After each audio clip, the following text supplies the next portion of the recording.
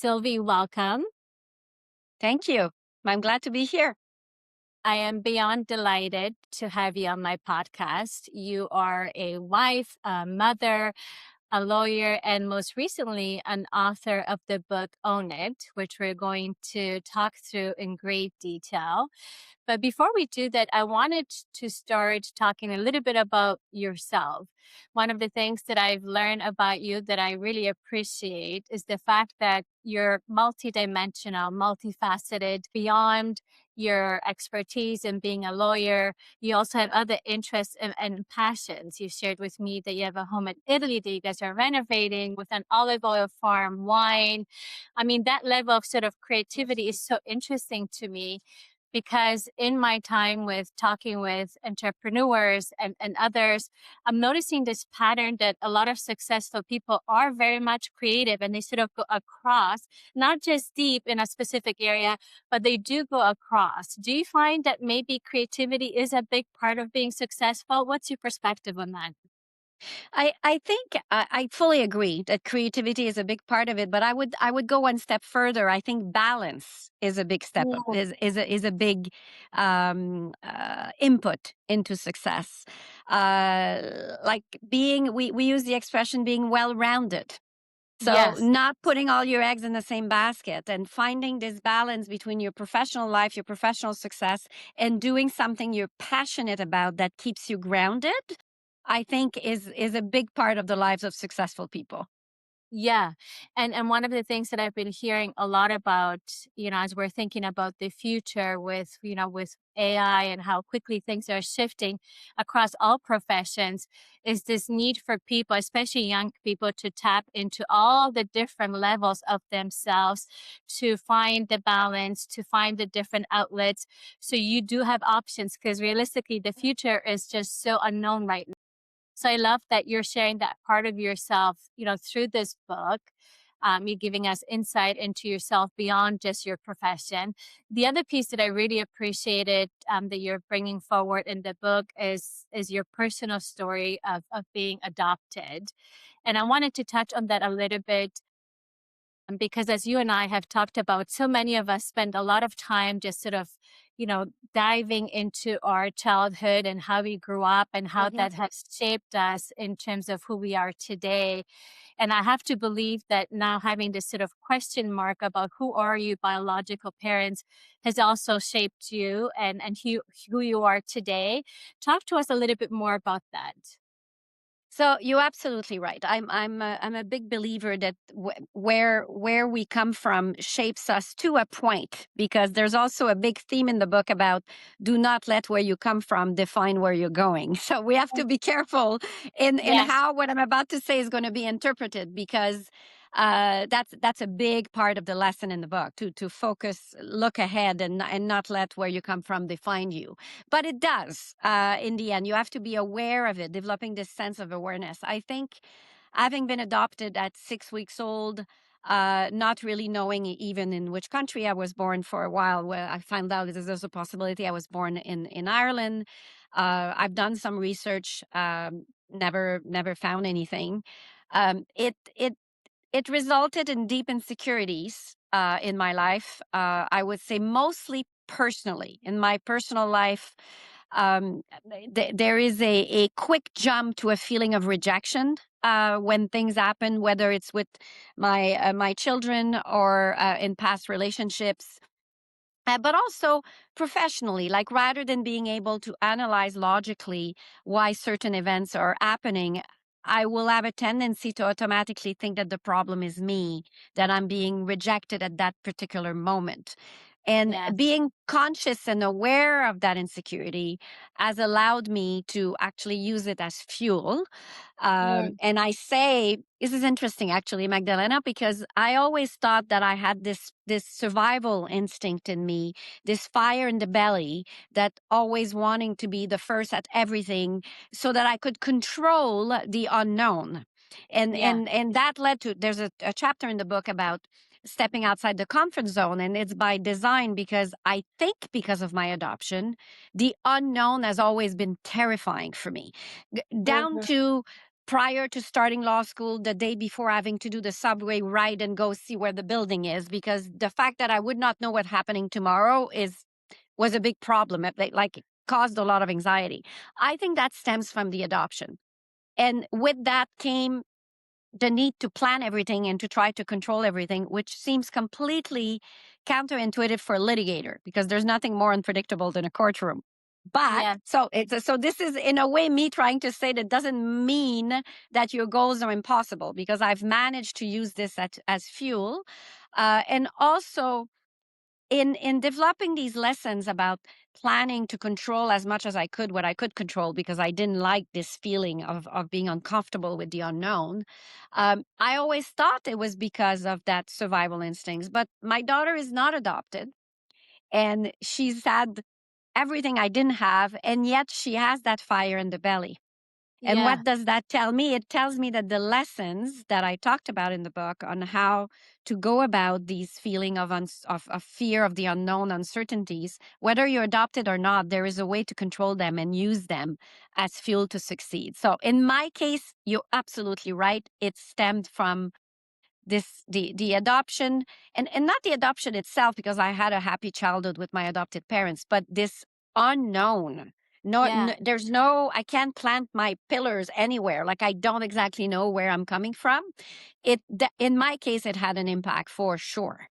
Yeah. Yeah. And obviously, with those that are adopted, there's typically two paths that they take. There's the ones that want to know who their parents were, which is your case, and there's others that are like, I'm good, I don't need to know. So do you find that your need to know, was it just to kind of fill some of those sort of insecurities that you described? Like, why did you want to learn about your biological parents? So the truth is, I really did not have any interest in knowing until I needed the medical information. So I talk in the book about my three miscarriages. And Got it. of course, Yeah. as you get older, the doctor's asking you, is there any history of this and that in the family? And then that started, and this is before DNA testing, because now, of course, the science has evolved. I did the DNA testing where I know biologically what my predispositions are from a medical standpoint. But back Yeah. then, it didn't exist. So the primary reason for me to look was to get medical information. But as when I started the process, then I became curious. But I became curious why? Because I wanted to know if I was rejected or not. I was deeply interested in building this castle of cards, this beautiful story that there was a logical reason behind this, and it was not that I was in love or not wanted. There was another reason, a more grounded reason. That's what I was after, to eliminate these feelings of rejection. Yes. Yeah, that makes so much sense. And thank you so much for sharing that story with us, because that is so, intimate, and I know it will resonate with so many people. So let's switch over to your book and the why behind it, because I think some of us think about writing a book. When is the right time to write it, and why did you decide to write it now? What is it about this time in your evolution and your journey where you felt like, what, this is the right time for me to do this? So again, you're right on point. I thought I always wanted to write a book, but I thought I would do it I would do it when I retire, because quite frankly, with a full time legal practice and all my hobbies, either the horses or Italy and my kids, I didn't think I had the time. So when I was approached to write it, I did decline for a while. And the trigger in finally saying yes, with the encouragement of my husband, was because I did go off the road, and I didn't really live by my chapter 2 on being the master of your own destiny. In 2023, in 2024, I forgot myself. I'm in this, we call it the generation sandwich, where your kids still needs you, but then your parents needs you more because they're elderly. So my father was diagnosed with vascular dementia. My mother developed a cancer, taking care of my parents, separating them, the nursing home, the doctors, and at the same time, a very difficult period with my daughter, building the firm here in Montreal. It just became too much. And when the family situation got really out of control, I wanted to give up for the first time in my life. Threw the towel. I wanted to quit. I was tired of being the rock of everybody and having everybody pull me in every direction. And I just wanted to disappear. And I went 6 weeks in Italy at the time to find myself and resourced myself. And at that time, my husband say, I think you should do this book because you have another story to tell on how you can, even you, people tend to see me as this superhuman because I do so many. And he says, people need to see that you are human and you are breakable and there is a way to come back after you think it was over. And so that was the trigger. That's when I finally called the publisher and I said, you know what, I'll do it. And I'm very happy I did because it ended up being completely therapeutic and liberating to put everything on paper. Yeah. And um, as you look back on that journey, anything that you would do differently? Because I have to, assume that everything is new, right? Like from starting with what will be sort of the concept of the book? Is it going to be an autobiography? Am I going to break it down into lessons like you did? There's so many different angles that you can take this. What are some of the lessons that you've learned that you can share with some of us that might be thinking about writing a book? I think you need to surround yourself. It's another big theme of the book. You never do anything alone. You can't accomplish anything alone. You need to surround yourself by the right people, and that's also the case with the book. I got some assistance that was important to me because my type A lawyer brain wanted to write in chronological order.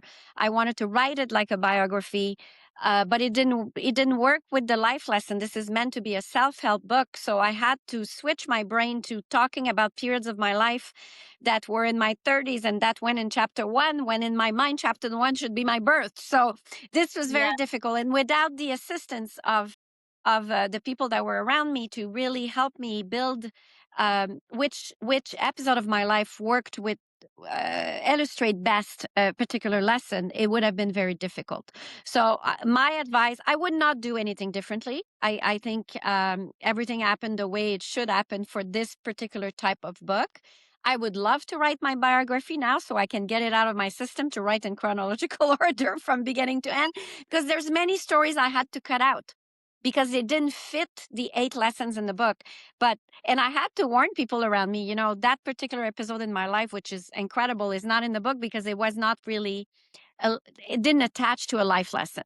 So I personally would like to write another book that is a biography because there are many, many other stories that are not covered in the book.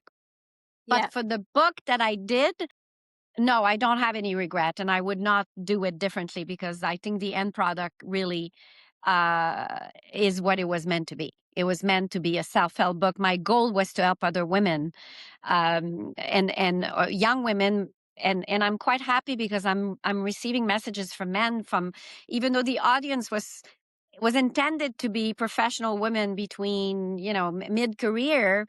I'm receiving comments from women that are 80, 90 years old, from men in their 20s. It has resonated with more people, which is very, very fulfilling for me. That's so beautiful. That's beautiful to hear. And on this idea of stories and which stories you're sort of pulling in, I'm assuming that as much as this is about Sylvie and her journey, because every story involves others, do you have to get permission from others to write about that specific situation? Like, how do you deal with that? I did. Everybody that is named in the book, I spoke to and asked them if I could tell the story. Absolutely. I mean, I don't think it's not an issue of copyright, or if it's not a legal issue. For me, it was purely a question of respect for the people around me and making sure that I could mention them. I've heard of some authors sort of taking the approach where maybe to avoid those conversations, they'll either change the timing or the names. They are stories. They tend to be the less positive one, or the stories that I use to illustrate a problem, where Yeah. I did not name the source. I would say somebody at this firm said X, or somebody. There's an example in the book where I uprooted myself from Montreal. That's my big French Canadian accent here. I uprooted myself from Montreal to move to Toronto. Big that touch on a lot of chapters in the book, because that was very nerve-wracking, completely unknown, rebuilding the network, abandoning family, friends, restarted my career. Like there's a lot of lessons in that episode of my life. But when I did this, some people told me I was committing a career suicide, because at the time Bay Street was much more of a old boys club. Some people told me you're not going to make it on Bay Street. So these type of stories, the people who said this to me are not named in the book, that remain anonymous. So that's a good example. Love that strategy. And that actually leads me to my next question, which you highlight in the book. You talk about being thoughtful about who it is that you get feedback from, because there's some people that truly want sort of, the best for you. And there's some people that may not necessarily want the best for you, or perhaps a bit jealous. And I love that you highlighted that, because feedback is such a highly prized currency, especially in the corporate world. It's all about feedback, getting feedback for your performance review, getting feedback for, succession planning for the next move. But we don't often talk about the fact that, wait a minute, we should be very thoughtful about who this feedback is coming from. And it reminded me of one of my mentors that I had early in my career. And she told me, feedback is only as good as the person delivering it. And that really Absolutely. resonated with me. This is exactly what Sylvie's talking about. So that's in the chapter that is about learning to ignore the white noise. And I Yes. would say that it's even more important for the unsolicited feedback, because to a point, you are in control in a professional setting who you ask feedback from, in in the context of a formal feedback, compensation review, that type of thing. What I find more dangerous, in both in your personal life and your professional life, is the unsolicited advice that are going to come. So I call it the noise, because there's a lot of white noise around you. My move is a good example, because the family was like, really, you're going to uproot yourself for a guy you've known just for a year, and you're moving in with 3 young boys? Are you crazy? And what about your career? So this was the professional white noise, the personal white noise. And then in my professional life, I already talked about it. This career suicide, you're established. Why would you do this for love? You're crazy, etc. So how do you distinguish from the noise, the advice that are coming for people who are well intended and are genuinely concerned about you, from those who are jealous, from those who are just good advisor? Because for me, there's 3 different types. It could be people, could a friend, my mother, my sister, could be negative because they're just concerned about me and they want to make sure I make the right decision, professionally or personally. Then there's Yeah. the trusted advisor, which you can really listen to and say, she or he has a good point. I should pay attention to that pros and con analysis. And then the third category are the one that really you need to learn to identify fast. Those who will be negative and pessimistic just because they're jealous and they do not want you to succeed. This to me is the white noise. This is what you need to eliminate, and which I've managed to compensate the white noise with the good noise. Now, the example I just gave you is a good example, because when I say the good noise, nobody, nobody, when I moved to Toronto to be with Paul 20 years ago, nobody told me, go for it, it's a great idea. Zero. So when I say good noise, I don't mean being in agreement with me. I mean, Yes. noise that I knew I could say, okay, I hear your point. I'm going to consider it. I know you mean well for your point. It's a good advice. I should check how I'm going to address this particular challenge. I'll put it on my list. That's still good noise, because it's good advice. That doesn't mean I listen to them, but it's good noise. The white noise are the one who told me, you're crazy, don't do this, you're going to kill your career. But those I just ignore, because I knew that was bullshit. So I just didn't listen to that. You need to trust your instinct as to who you could trust and who you cannot trust. Exactly. And that was going to be my next question, because sometimes it's hard to determine where someone is coming from and whether they have the best intentions for you. So what are some of the red flags that you might want to highlight for us, where you should be thinking about that perhaps 2 or 3 times? Well, I think I think you need to stop second guessing yourself. We tell our children that your first, the little voice and the devil voice, listen to the first instincts. The first answer is always the right one. So I would say you need to trust your instinct. Um, Obviously, the person telling you you should not do that, you have a history with that person. If it's a complete stranger, it's easy to ignore. So, well, you don't know me, you don't know anything. That's easy. It's when it's coming from someone in your professional environment or in your family.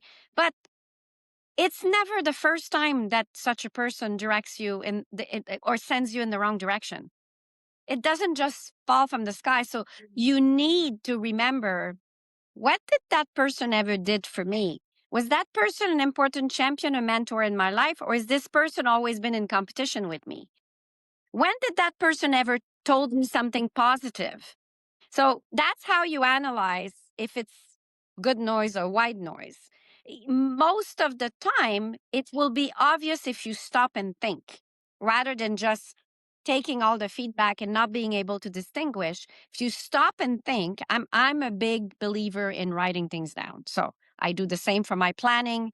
I put things in writing. But when I don't know what to do, and I say this to my daughter as well, like, write the pros and cons and write who said it and then analyze it.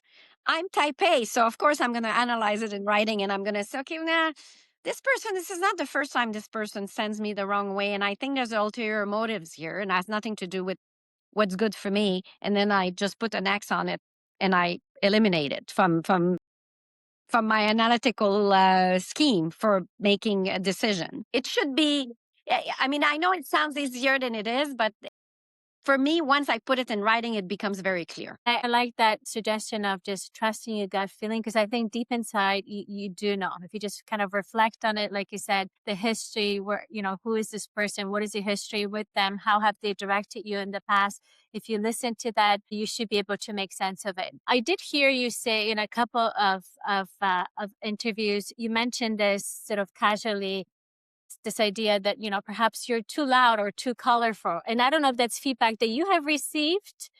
And I sort of wanted to explore that a little bit. Talk to us about that. Was that feedback that you have received? Yes. Oh, yes, absolutely. Again, very much connected to my arrival in Toronto, because I'm biologically Irish and French Canadian, so that's a dangerous combination for a very strong, uh, colorful.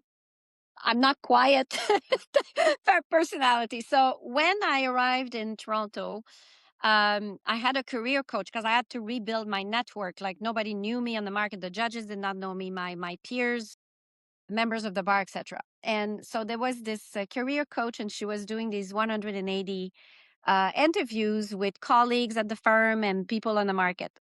And they systematically, there was a lot of comments about, oh, if she wants to succeed on Bay Street, she's going to have to tone down her style. She's too loud. She's too colorful.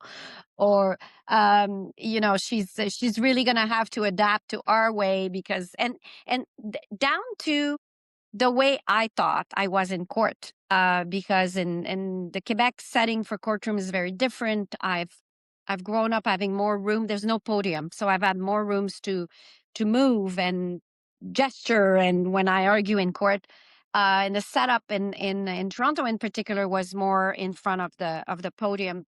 And so I had all these messages in my head that I needed to change to adapt to the style in Toronto. And the career coach, to her credit, said, and you're going to ignore all of this and remain yourself. She actually gave me advice against what the survey had revealed. And I will always be grateful to her for that. I didn't completely listen to her. I would say that initially I tried to change my style and to tone down my style, and it didn't work. Like, the natural me would just come out at some point. It was just not possible. I was not as efficient trying to be someone that I wasn't. And it did not impede on my success in the end. So she was absolutely right that I needed to remain who I am, and so that's one part of the equation. The other part of the equation is more in the leadership setting where, and this is plaguing every woman in leadership, that if a woman is is a strong leader, she will be seen as cocky. If you're too confident, you're cocky. If you're too strong in a meeting, you're too aggressive. Men will be congratulated for that stand in a meeting. The woman would say, well, you went a little strong. So that, unfortunately, I still see it today. Because I was aggressive in the courtroom in my 20s, a journalist had nicknamed me Pitbull, which would have never been told to a man. And so I think that is part of ignoring the white noise, to just close the loop on the white noise, because I think women cannot get away from that. I think it's going to take maybe another generation for this to stop, but it's just a label that follows us. And I love, what you're sharing with us, because I could see how, someone that's sort of mid, way through their career has more strength to kind of say, you know what? Yeah, I'm gonna sort of park this feedback here about me being too loud or too colorful. But someone that's younger might actually take that on and try to change themselves completely. I remember actually, as I was kind of listening to you share that story in another interview, it reminded me of when I started my career. I've also always been very colorful and very loud. I'm a European. I use my hands.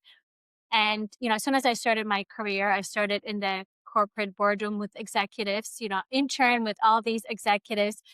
And not that they said that to me, I felt like I needed to tone myself down. Hmm. I bought myself a navy blue that was oversized because I thought I'm not going to show up with colors. I toned down my energy. I was speaking so slowly. I sounded and looked robotic. And I did that for so long because for whatever reason, I felt like that's what I needed to do before I even received any feedback. And it didn't serve me well to hide behind that. And so I think No. the message here is your uniqueness is what makes you strong. At the same at the same time, and I do talk about it in the book, that doesn't mean that any feedback, you can't have the my way or the highway type of attitude, because it is true that in my early 20s, earlier in my career, I was too aggressive all the time because I felt this was probably my insecurity. If I had a case with much more senior male lawyer on the other side, I felt that I needed to be aggressive all the time to make my point.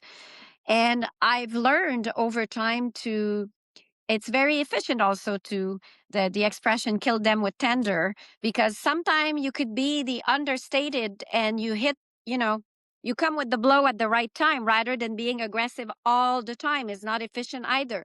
And I got a good coach for that, a good mentor. So it was not, well, I'm going to be myself and this is who I am. And, I know the way at 24, because I did listen. I did tone down my aggressivity over time. That came with experience and gravitas and confidence. That is different. So I do make the nuance in the book because it would be the same thing culturally. If you arrive in another country, you want to respect the culture, you will change who you are a little bit out of respect. So it's not black and white, this advice about staying true to yourself, but you have to find the right balance. And certainly it's all connected to the white noise, because some people were saying, um, because I have a European background and because I'm from Montreal, when I arrived in Toronto, everybody thought I was overdressed. Are you overdressed? You're too intimidating in your suit. You need to tone it down. So that I ignore, because it's like, "Ooh, I like nice clothes and this is who I am." And, if I would show up in jeans at work, people would say, and as a matter of fact, the first time I show up in pants at work, people would say, "Oh, you own pants?" It was this very funny. So there's certain things that, you adapt what your style is and it is who you are, but that doesn't mean to close yourself to advice about what's good for your career. And at the beginning of your career, you have tons to work, so you do need to listen to advice. That's lovely. The way you sort of positioned it is it's a very nice way to sort of summarize it. It's, you got to be very thoughtful. Yes, you got to show up and be yourself, but yet adjust to the audience and where you're working, because ultimately there are, rules of engagement. There's a culture that you need to be part of. So I love that. Thank you for sharing that. The other piece that you talk about, there's a whole chapter on having it all. And I want to explore this a little bit more because, once again, if I bring it back to corporate, because that's where I grew up, we talk about that a lot in the corporate world. You can have it all. You can have a successful career and do all the great things at home. And I find that a lot of women along the way lose themselves or burn out trying to do it all and be all, because the one piece that I find is missing with that advice is that in order for you to have it all, you have to build in all these different systems to actually, assist you with having it all. So talk to us a little bit more about what systems did you put in place in order for you to have it all? So this is it's such an important topic. I remember the reason I've made an entire chapter on You Can Have It All is because I was listening to an interviews where Barbara Walters, and so this is a few years ago, said something about that it was a myth for women to have it all, that necessarily something's got to give. And if you have a great family life, your career is going to suffer. And if you have a great career, your family life is going to suffer. And I remember being so angry when I've listened to her because I firmly disagree with that. But you're absolutely right.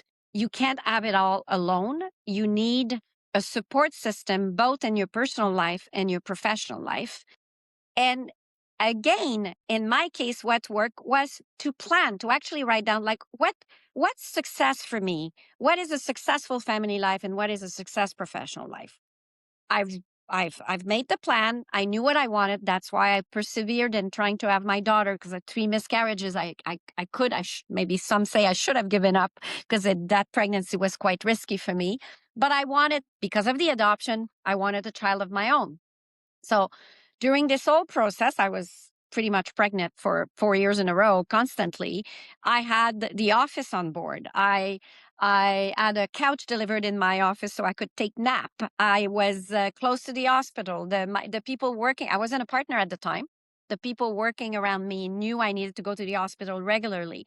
I had the champion I needed around me to support that project. I voiced what the project was, what the objective was, and I got the support that I needed.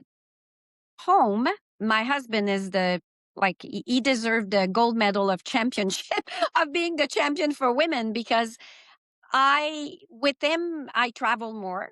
So we had a good plan with him at home, being there for the kids. I had a nanny. I never had a live-in nanny. I didn't want to have a live-in nanny, but I found this woman that was willing to give her time with a driver's license so she could drive my daughter to dance lessons, etc.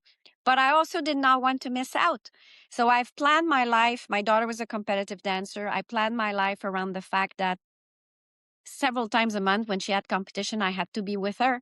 Syracuse, Buffalo, all over the place. Dance mom will know what I'm talking about, because we're the hair, the makeup. I wanted that it's me that does that. And the office knew that if it's Saturday in Florence as a competition, I won't be available for you. Like, I can talk to you Saturday night, I can talk to you at 5 a.m., but when she's on stage and the prep leading up to stage, I'm all hers. And so I've prioritized when I needed to be with the family, when I needed to be at the office, and I've learned to live in the moment, because I think the biggest mistake women make is trying to be at both places at the same time and feeling guilty all the time. Because you're at work, you feel guilty, you're not at home. You're at home, you feel guilty, you're not at work. You need to split your brain and focus on quality time, not quantity time. And when you are at work, you can focus. And when you are on your free time, you can focus. But that only works if you have the support system on both places, in both aspects of your life, and people who are going to respect that. And I had an event yesterday. This is very fresh. We had an event with it's time for recruitment of law students in law firm right now in Montreal. So we had an event with over 50 students from university. And it always floors me when young people come to me and say, "But we could never do what you do." How is it possible that you are the managing partner of Tories in Montreal? You're leading the national class action team of Tories. You travel to Vancouver once a month. You are in planes, Montreal, Toronto every week. And you have 11 horses. And your daughter now she's 22, but at the time is a competitive athlete. And now I've replaced the horses with Italy. And as you mentioned in introduction, we have a farm and we produce olive oil and wine. And they're looking at me and they're looking at what I'm doing. And I say, well, but you're just an exception. It's just not possible to attain that. And I take offense to that. because I don't think I'm so extraordinary. And I don't think that what I've done is like, to me, I could list I have a long list of extraordinary women that I don't know how they achieve what they've achieved. I don't include myself in that list. I think the key has absolutely been to have the right people around me and to voice what I wanted to do.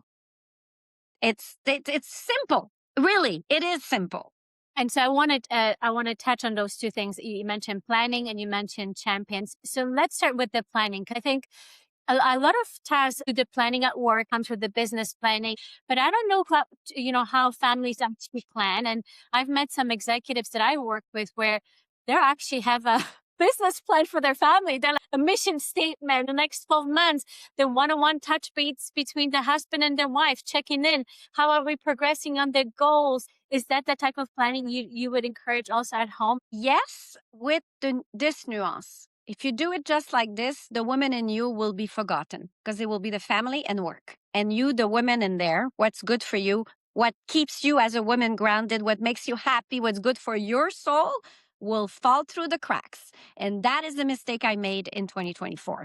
So, in that planning, Got as much as getting your network at home and say, okay, well, in my case, on Saturday morning, I wanted to ride my horse. So I planned with Paul, okay, my goal is to ride it every Saturday. So on Saturday morning, you're on duty, and he wanted to do his thing. So I knew when his time was important. So yes, that part is important. And if you want to do 2 trips a year, or you want to do date night once a week, whatever makes you happy as a family, or an activity with the children, absolutely put this in your planning. But the tricky part is to include something for yourself. And Yes, I love that. like for Yeah. me, it was the horses. Now it's Italy, or walking the dogs, or whatever makes you happy. But I find that women in their planning, they will plan for everybody else, but they will always forget themselves, Yeah. and that is a huge I mistake. love what is one thing that makes you tick, that brings you joy, that refuels it? Make sure that's on the plan as well. And that's how I I love that. resourced myself in 2024 when I had that episode. Because and I did go into therapy. And the therapist told me, you need to do things you need to forget about everybody else for a couple of weeks and just do things for you. And the reason I went to Italy, I didn't go on the farm too, because then I get busy and I work.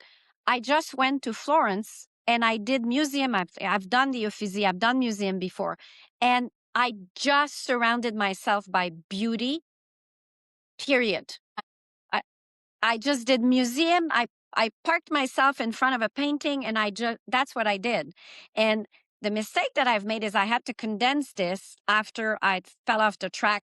I fell off the track. Why? Because I stopped doing things for me and putting myself or giving myself any importance for too long. And then I had to climb back the hill. But if you do it on a regular basis, it will keep you balanced and stable. Yes, knowing what makes you tick, knowing what actually brings you back to that into that balance. I know for myself, when I get down too much down the path of work and everyone else, and I forget myself, I want to paint. I have this need to start painting, and as soon as that trigger comes in that I need to paint, I know I've gone too far, and I ignored myself for too long. So that's the trigger for me. Okay, you need to do more for yourself because now you just want to paint. Exactly. Right? So it's like know yourself well enough to know what you need in order to move forward. I love that.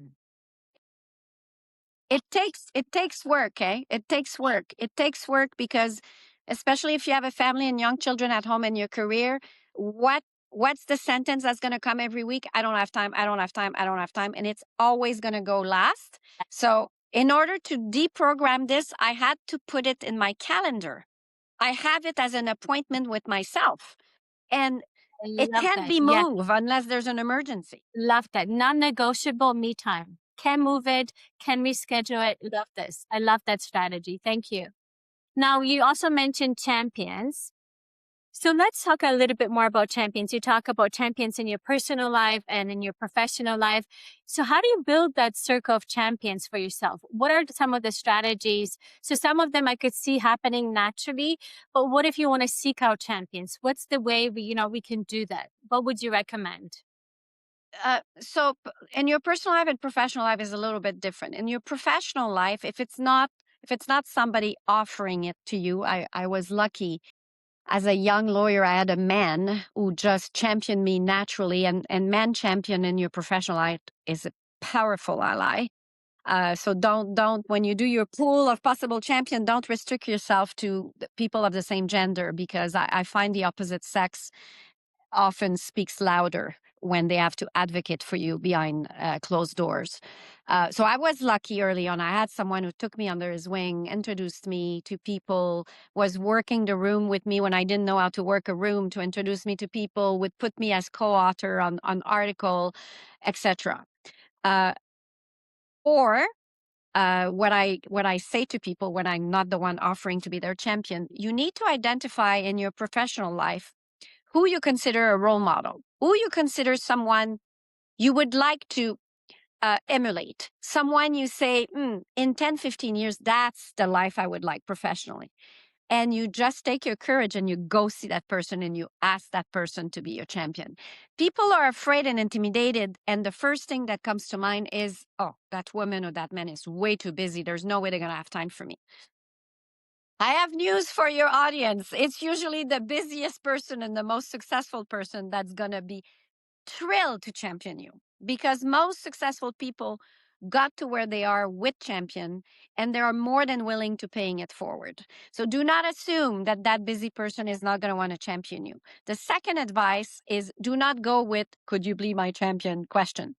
Go with a plan. Go with, for example, these can I go for coffee? Yes. Okay, I have short-term, medium-term, long-term goals. This is what I would like to achieve. I think I could use your assistance. Would you be willing to, how could you help me achieve these goals? And can we meet on a regular basis? And so you need to ask with purpose, not just please help me. Like just you really need to have develop your own plan. I have a young man at the firm that did this like exquisitely a few years ago. He was new to the firm. He wanted to become a partner. He asked me for coffee, and he did exactly that. He says, this is my goal. This is what I want to do. I intend to do A, B, C, D. Do you have any advice? And he didn't say, do you want to be my champion? But just because he had presented it to me like this, it was very easy for me to say, I'll help you. And now he's a partner. So Yes. it did succeed. But I find that people are afraid to ask. If you're lucky enough, you'll have someone in your corner that it's just going to happen organically. But if you're not, you need to ask. And so you ask, you build that relationship. How do you keep it alive? Because it's easy to want to get caught up in the day to day. Do you schedule regular touch-ins? Is it just emails? How do you keep it alive? I think it's different. It varies person by person. In my Yes. case, we were working together every day, so I didn't need to schedule anything. It just happened organically. But I think it's easier for me to provide an advice on what not to do, because I've seen this too. If a champion opens a door for you, an opportunity, follow through.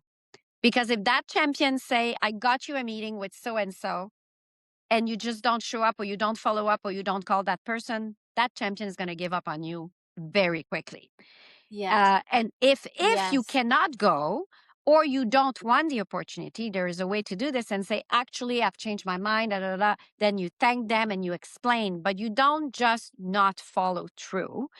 A very simple example, because it happened to my daughter who at university, she was really applying for too many leadership roles. And she said yes to a bunch, and then arrived the fourth one where she says, I really don't have time. I took too much.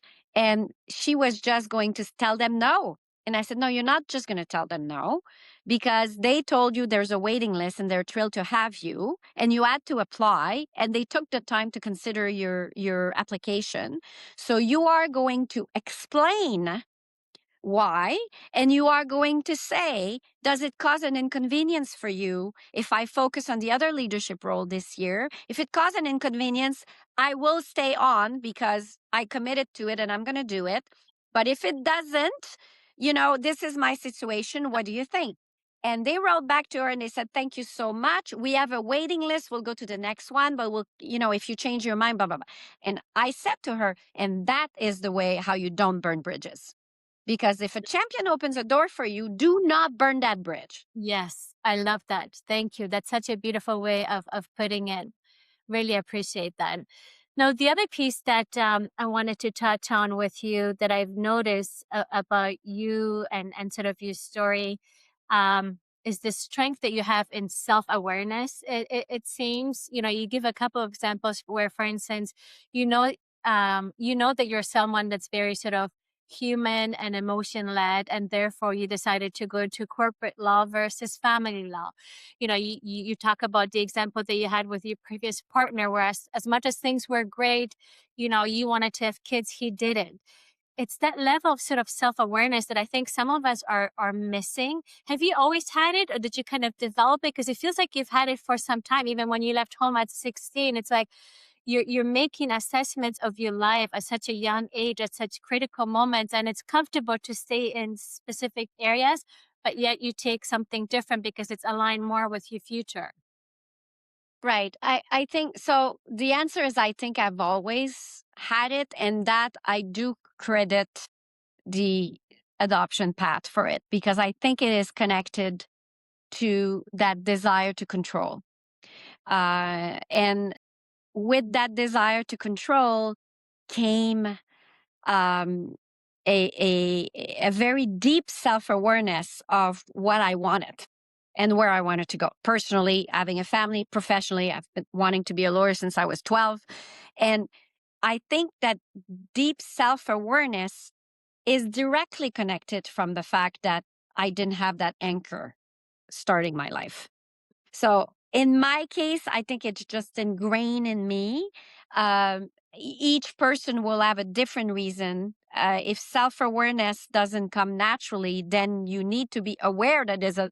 You need to be aware that you don't have self awareness coming to you more naturally. And to me, the advice for this is to stop, pause, and think. Life goes very fast. We just run around with just a runner. When do you sit in front of a blank paper and think about what you want in life? When do we ever do this? And the new generation, especially with everything instant and fast and social media and everything, nobody just stop, close their eyes and think. So if it doesn't come naturally because of a personal reason, like in my case with the adoption, at least be conscious enough to take a moment to stop and think with your eyes closed if you have to, but just think of you and what you want to accomplish personally and professionally and develop that sense of self-awareness, like identify the trigger, like whatever works for you. But if we just go, go, go, go, go all the time, it's not going to happen. Yeah. Yeah. Take the moment to pause, to reflect, to visualize, to think about the future. It will do you some good at so many different levels. Yes. Sylvie, is there anything else that we haven't touched on that you would like to address or bring forward? And the way I end with on my last chapter, because I touched up in a little bit the pay it forward with the being the champion for somebody else, but I I think doing something good for the soul every single day is very, very important in the overall balance. And when I say doing something good for the soul, I don't mean riding my horse or something good that makes me happy, but doing something for someone else.